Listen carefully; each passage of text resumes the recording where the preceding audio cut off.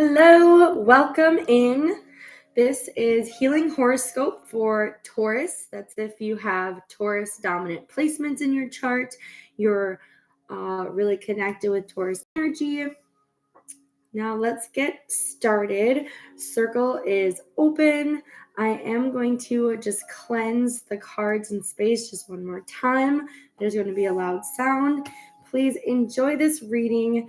Whatever really resonates with you, take that with you. Whatever doesn't, this is a collective reading. So release whatever doesn't really connect with you. Our charts are super intricate, so just be mindful that you have a lot of other placements that play a large role in the energies that are happening.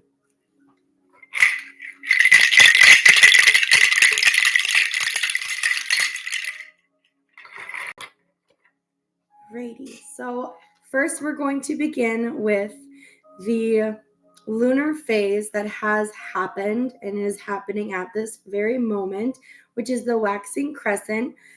Because I'm an astral shaman, I'll be going over planetary transitions for the week of February 12th through the 18th, as well as lunar phases. Pardon me. My chair, when I sit, I always feel a little farther back. Now, that waxing crescent, I am putting all the pieces together. During that new moon, you made some intentions, and it has kind of shook up what your life physically looks like at the moment. Now let's see what pieces that you're starting to put together. What's happening?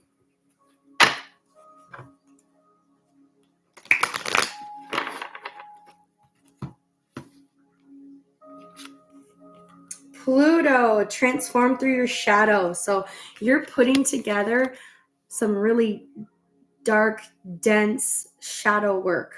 Woo! That's rough. It's felt rough. I can feel how rough it has been for you to put parts of your shadow self into play. Also, this is showing that you need to look at your Pluto placement. You need to look a little deeper to see how you can integrate your higher self. See how you can integrate this new 5D realm that our Earth is leveling up to.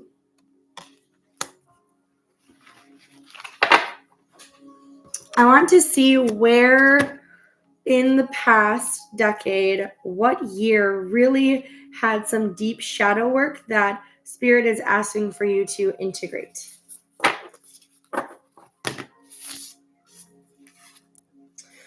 The year of the metal ox. I love that it's an ox just because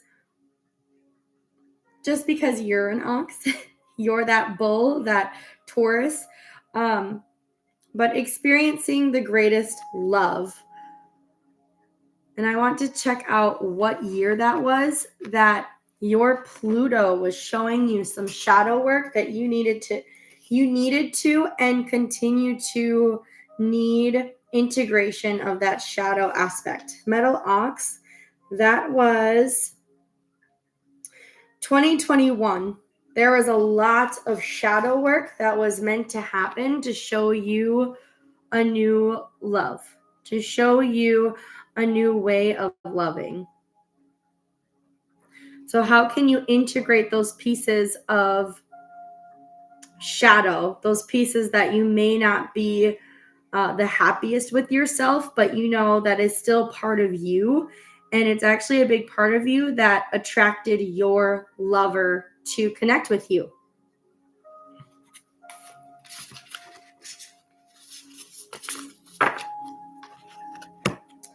Then we have Tuesday. Mars enters Aquarius. This is syncing up with your sacral chakra. This is syncing up with our sun is also in Aquarius. So solar plexus, sacral chakra, being confident in the things that we do, being confident in our sexuality, being confident and supported with what we have a passion for and love to do. And having that support in a unique and fun and communal aspect. So let's see how that is shifting your energy this week. And what it has to do with that past experience of integrating that shadow part.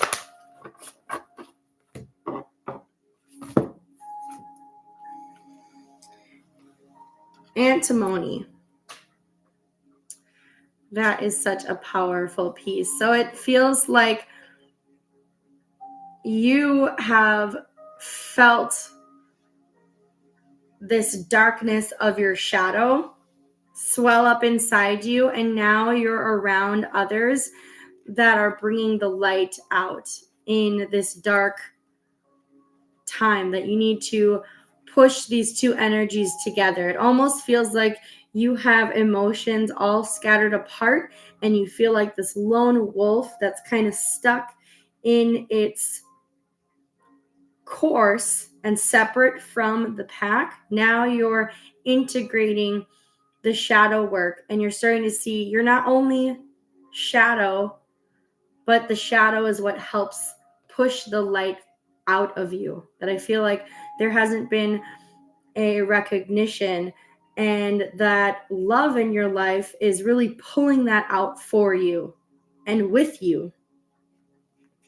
Let's see how that energy is helping you currently in the current time, the present time. How is it giving you strength? And the near future, what is happening? Earthbird.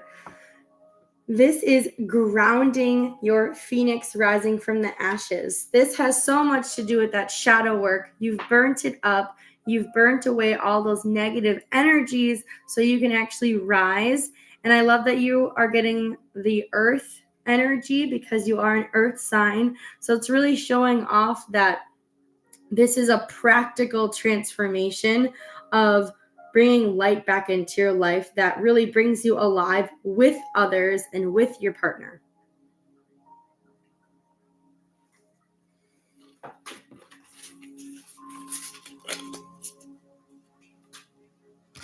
And then we shift on Friday with a first quarter. My clients and students know that first quarters are challenging only because we chose the challenge to become a blessing. We chose the obstacle so we could overcome it and be stronger, faster, brighter, and lighter. So now, first quarter, this is you taking action towards your dreams, and it is in your sign. So automatically it's hitting your solar plexus. Automatically you receive that huge initial energetic shift that it's so overwhelming. Sometimes you want to shut it off, but it looks like you're working with others to keep that solar plexus open, to keep connecting with others, to continue being confident with your shadow self and with the person that you love. So let's see what's going on. I like showing off these meditation cards because it gets us set, it gets us motivated, it gets us in the energy that is coming up and happening. There's you and that first quarter. First quarter, sometimes it feels like you're in this darkness because it's so much energy, and then we get over that obstacle and we are bright, we are energized, we are charged up. Let's see what's going on. The Poet. I really love that. I also love that the energy of you being that lone wolf is now in your hands. You can ball it up and you can express yourself through poetry. You can express yourself by journaling. You can express yourself by using the words that may have felt dark and dense, and you can release it. And it's showing that you have the power to hold it. You have the power to hold that light release it, and it brings freedom to your mind. Your mind feels like it's been pretty stagnant, and that's where you're holding a lot of your ashes. You're holding a lot of your shadow work, and it's time to release it. It's time to write some words down, even if it makes sense or not. I'm really seeing you sitting down and just free writing for 5 minutes, 10 minutes, and just looking at it and see how it frees up the space in your head, and see how it raises your vibration, and sees how it also brings an element of divine feminine energy of you to receive help from your partner. Let's see what all of this energy provides for a distant future. What are you working towards? What is all this for? Fire dragon. I really love that it's for another dragon energy. So it's matching up nicely with our wood dragon, but it's a fire dragon. So instead of growth, it's more pertaining to how you're working with passionate empowerment. How can you co-create with the universe? And you can't co-create with the universe if you're not okay with your shadow side. You can't co-create with the universe if you are so filled up in your head with these negative, dense emotions and thoughts. Let's see what year that is that you're working your darndest for. Fire dragon. One moment, guys. I need to count here. 2029. 2029 is when you're going to start actually feeling that you're okay with your shadow self, and you're going to start feeling your thoughts and your mind settle down. You're going to start feeling like you're able to accept love again in your mind. That's rough when you can't love yourself to the point of you're not safe in your mind. You can't live that way, and you're not expected to continue living that way. Then after we get out of that first quarter phase, we have a waxing gibbous. I'm willing to change my mind. And quite honestly, this is helpful because you are working with your mindset. Let's check out what is assisting you with that mindful shift. Again, these cards are so massive. I have a pretty big hand, but they're altar cards. I still love mixing them up though. Aquarius, altruistic. What is helping you change your mind? This Aquarius season, that Mars and Aquarius energy is shifting the shit out of how you understand energy, what your sexuality is. It's really trying to poke and prod that, hey, it's time to accept whatever happened that brought you down within your sacral chakra. Whatever happened, it's time to release it from your mind, write about it, talk about it, so you can start relating and living your life with love and be safe in your mind. What else? And that new moon. You set new goals. It's time to have the mindset of those new goals. Then we shift on the 18th. We shift that sun into Pisces.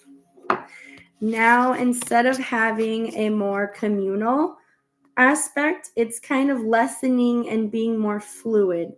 It's less about everybody and more about how can we flow and not resist the energy that's pushing us forward with our confidence.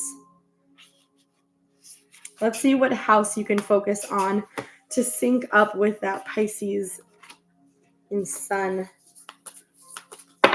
shift. 7th house, relationships.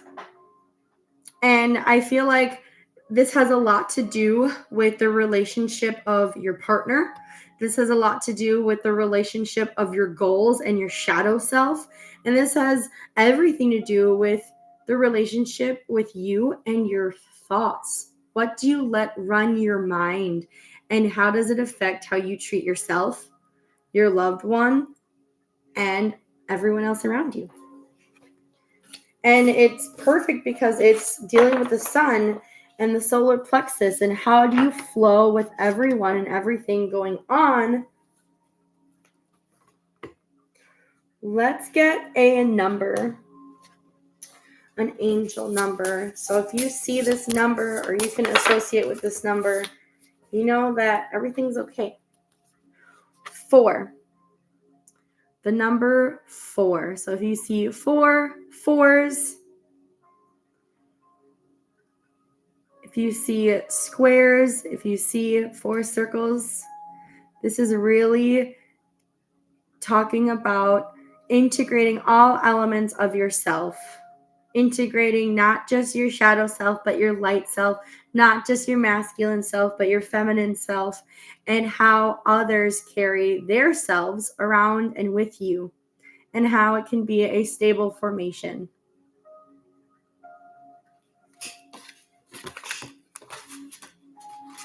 Let's wrap up this reading to see how all of these energies relate to one another.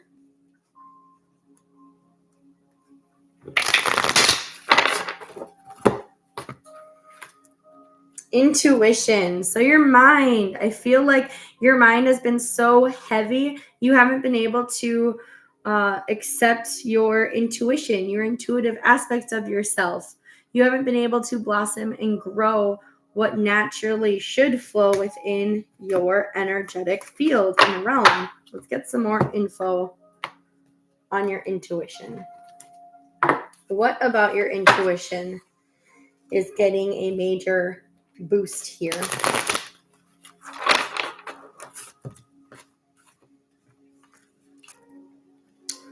10 of Pentacles, your intuition around wealth.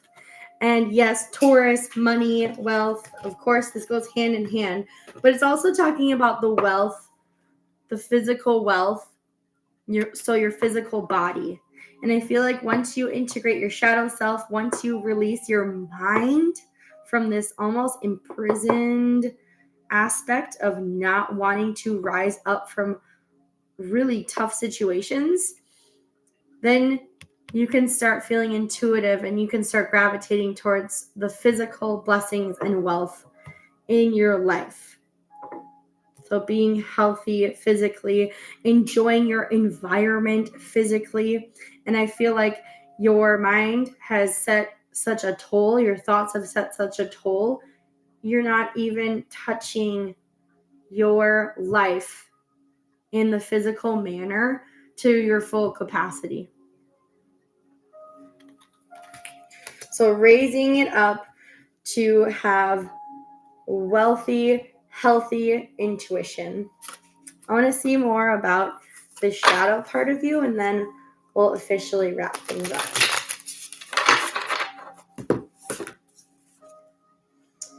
Pilgrimage. You left home. You left your mind. You left the safe space, your intuitive haven, your higher self's spot and homage. You left this, and now it's telling you to come back.